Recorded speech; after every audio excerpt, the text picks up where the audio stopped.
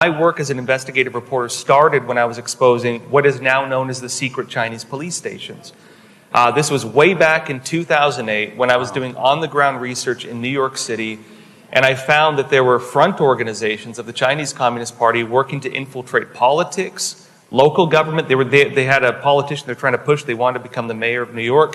He later got investigated by the FBI, and his campaign ended, I believe, maybe partly because of my reporting. Wow. But they do these things. They call them tongs, front organizations. And this is tied in with the Chinese Communist Party, what they call the United Front. When you hear about these secret Chinese police stations, those work with what they call the United Front. And these are not minor organizations.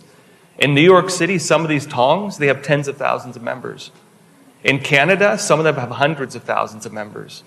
And these are the organizations where every one of those members is going to be working in a major company or a major industry. And some of them are very well spoken, and they're going to be inviting all your businessmen on trips to China. They're going to be inviting all your influencers, all the YouTubers and TikTokers and everyone else, and you can see that happening right now, to China.